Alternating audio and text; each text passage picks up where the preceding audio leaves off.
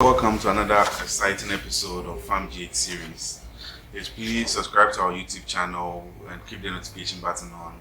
We promise to give you all the insightful farming activities, being it poultry, vegetable farming, turkey farming, fish farming, what have you, whatever it's farming, we are going to capture it and give you the update and insightful learning process that you will need out there.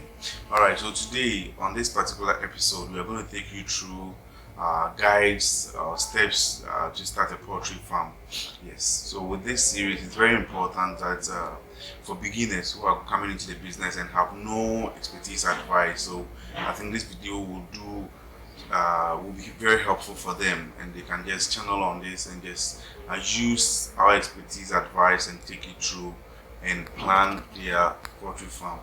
All right, so with these steps, what you need to know is you just need to know what actually is the meaning of poultry farm. As we all know, it's out there on Google, wherever. If you want to ask anyone as well, poultry farm is the business, or it's a way of farming that you keep domestic birds for their meat and eggs. That is as simple as that. So with that, you need to know, differentiate which type you are going into. Is it for the eggs or for the meat? So you need to make references to that. That is very important. So once you are done with that, you need to know that okay, this is the type you are going to go into, and you need to be very sure of what you are doing, because the basics of everything, sort of the foundation of everything is there. It's the start of everything. So you need to be very sure of what you are venturing into, and it's a very wider business that cuts across. But you need to be very careful when going into a poultry farm. You need to be very careful. All right. So with that, once you know what the poultry farm is about, you need to ask yourself the reasons why you want to enter into that. You want to venture into that business. You really need to, because you need to know what goes into that business. You need to know why you're going into that business, what it comes up with. Are you doing it for profit, or for just for your domestic use, for your personal use? You need to be very realistic about why you're going into that business. Okay, so with those questions, you need to know which poultry farm are you going into. It can be turkey, it can be ducks, it can be birds, fowls. Yeah, so you have to make that decision which type you are going into. So once you've decided on the type you are going in for, I think that will help you to know the plans you need to put in place, because every type or every poultry comes with its own plan, being it turkey, fowls, ducks, what have you, peacocks, whatever. It all comes with its own plans. Yeah. So with that, you need to make a decision about what kind of poultry you are venturing into.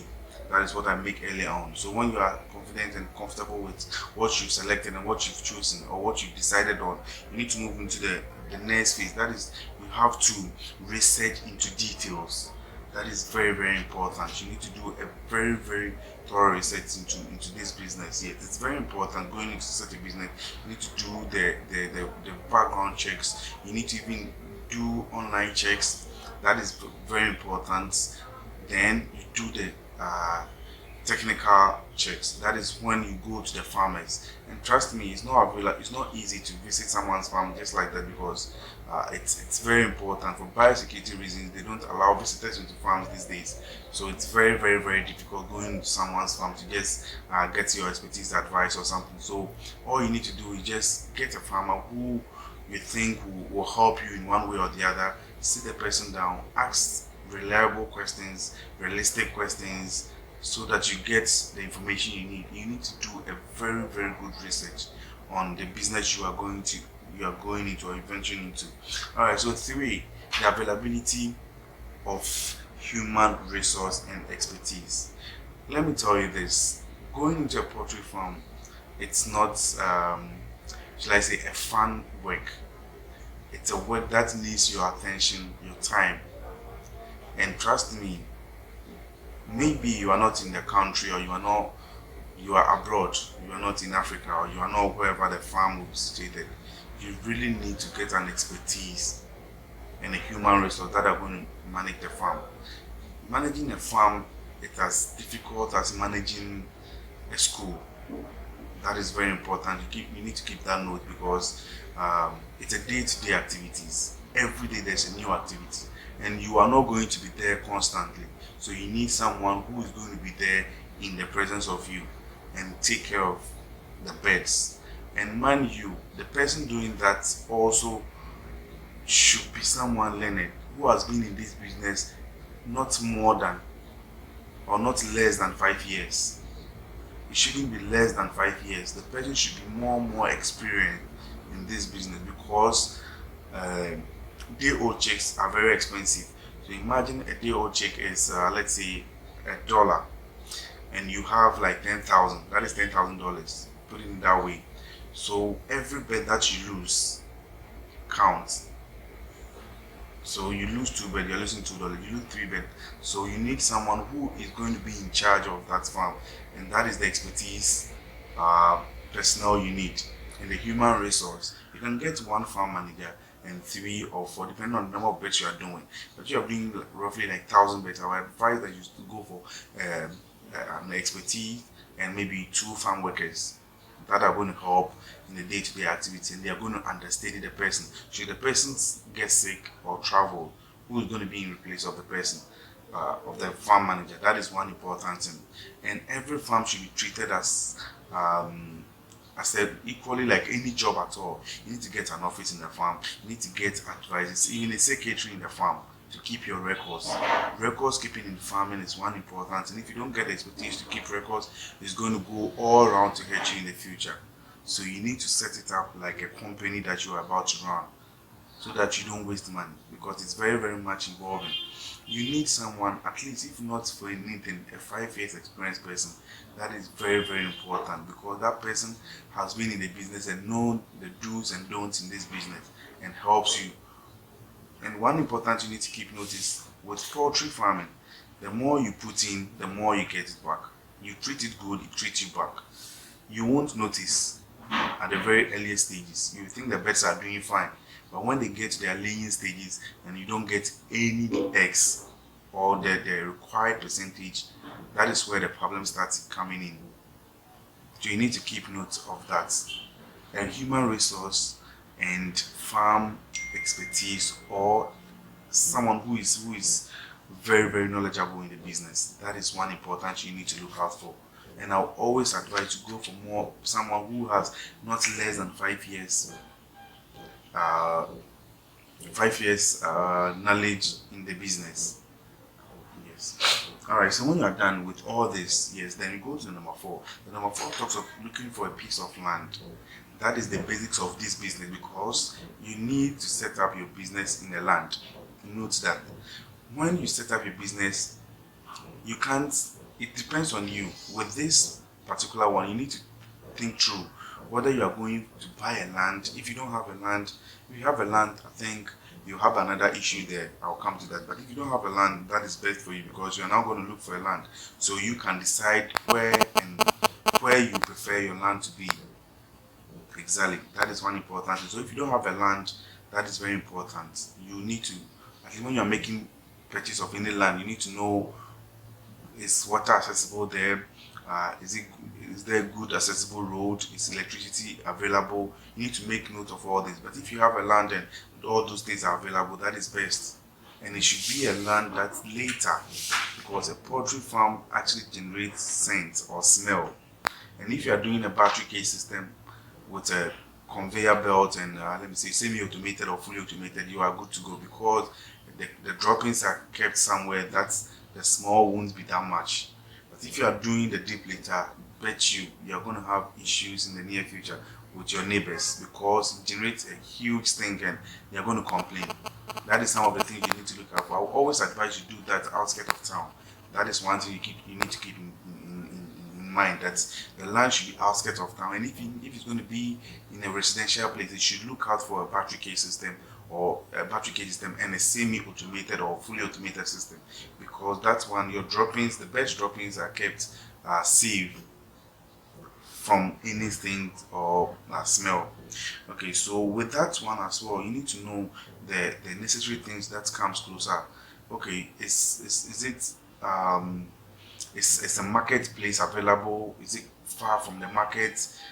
You need to keep all those in checks. You need to all keep all those in check. And trust me, you need to know the kind of soil the land you are purchasing holds. Trust me, if you go for a land that holds water for long, it's going to affect you. Should it rain now and the water is not going to dry up that fast, it's going to affect you bad, because when transporting feeds and everything to the farm, if without good accessible roads, it's very difficult to get to the farm. And get to know that, is there any competition around? Do you have any competitor around? If yes, you have a competitor around, it's good for you, it's good for the business. Because one important thing, if you have someone who's doing the same business in your area or locality, I think that will help you to even draw buyers to your farm. But be careful how you receive visitors in your farm. That is one secret you need to know. You don't have to entertain any visitor at all in your farm. Keep note of that. All right. So when you are done, you make the decision whether you are buying or leasing for the land. That is very important. If you are buying it, it's good. If you are leasing to it, it's good. It all has its two ways, both ways, disadvantage and advantage to it. As you know, you can do external research on that here, on which side you would like to either to purchase, and all depends on your financial strength. That is it. All depends on your financial strength. Okay. Fifth one is you need to draw a business plan. As I told you earlier, in one of the numbers, that poultry farm is like any other farm, any other business at all. You don't do it like you're just doing it for fun. You do it like you are just doing it like any other business that you are investing in. So you keep note of that. So you need to draw a clear business plan. Having a business plan is one important thing. Business plan will help you to know when you are doing your expansion, the money coming into the business, the ones going out from the business. You need to, the strategy you are going to use, whatever you are going to do in this poultry business, you need to get a clear business plan. You need to very, very like structure everything, because if you don't take care, it will come back at the long run to hurt you and collapse your business. So don't joke with this particular point. You need to take it as any other business at all you are venturing into, that you will need a business plan for it. The same way applies to this. You need to have a clear business plan for this particular business. So we have online sites who are selling poultry business, but always mind you, those ones you can have them, but you need someone who has been into the business that you can consult for that. All right, so we go to the number 7. Let's say the last point. You need to how to place yourself in the business market. After all this, whether you decided to do the business for the eggs or for the meats, how are you going to go into the market? As I said in number 4, that if you have there's a competitor around, that will help you. A lot of people don't know it. They see competitors to be enemies, but competitors rather helps you in so many ways. They help you to build your business. That is one. They help you to put measures in place that will grow your business more. A competitor is never an enemy. A competitor is never an enemy. So in that case, if your place or your land where your poultry farm is located, you have a competitor around, then there are egg sellers going to come around. So if you're also into the same business, when they see a signboard or a signpost, they are actually going to come to make inquiries. And that is where you can also chance on them and improve what your competitor is doing wrong and build upon that. Yes, it's very, very important. You always need to have a plan on how you're going to go into the market. But let me mind you, poultry business, you don't need to get a lot of customers in your farm. It's wrong. Never. You need to have a benchmark. For instance, in my farm like this, if you are not buying more than 500 crates of eggs, you are not coming into the farm. So with that, it limits the movement of customers into your farm. That is one important thing. So if you have a cutoff point, let's say if 500 crates is the only people you can register and deliver to them. If anybody comes there and wants 200, 100 crates, whatever, they should contact those people. That is it. You are done with them. That should be it. You don't have to. People will come there because they are going to give them a farm price. So if they come there, you give them the farm price. People are going to come there and want one crate of egg, I want two, I want three. No, you need to get a cut-off point, like 500. That is it. If you are not buying more than less than 500 and above, you are not coming into the farm to have your name registered. And you need to get at least few people that you can have them registered and supply to them. Mind you, if you feel your egg demand time, it can go a long run to hurt you again, because if you have a reliable wholesaler who comes there to purchase large quantity of egg, like 1,000 crates in a day, should the person comes around and you don't have it, the person is definitely going to go elsewhere in another farm, and that might be the end of your business with the person. So you always need to, and this business is very, very crucial, because in another episode we're going to take you through, we're going to talk about the detailed ones. Anyway, one thing is poultry business. If you are doing 1,000 birds, but the birds in the natural realm are supposed to give you 1,000 eggs in a day. So do this calculation. If you are having 1,000 birds, you need to get roughly 1,000 eggs in a day, and the 1,000 eggs in a day, multiply it by 7, that is for the week, then times 4, that is for the month, and you divide them by 30 pieces. In Ghana here, a crate of egg is 30 pieces of egg. That makes a crate. Yes, so you are getting roughly within calculated numbers. I'll do the calculation roughly and get it to you. So when you get this particular number, imagine that you are making this number of crates in a day. How many suppliers can you provide for them? And trust me, you are not going to get all the 1,000 eggs in a day. It's a lie, but it should be the estimation. You might get your not all the birds lay at the same time, because it can get to a point. So we rank that side in percentage. So you can get 85% getting to your 1,000. So you scale them in percentage wise, because you need to know if you are making that numbers. And if you are making less than, if you have 1,000 birds, and week let's say week 28 or 23, let's say week 23, and making less than 80% or 70%, then something wrong with the birds. You need to check their feed, their drinkers. You need to check a lot of things. That is very, very crucial. If you want more of this update, you just come to us. We are open for consultation, and we have a charge for that as well. So you contact us for consultation, and we can give you a lot of insightful consultation.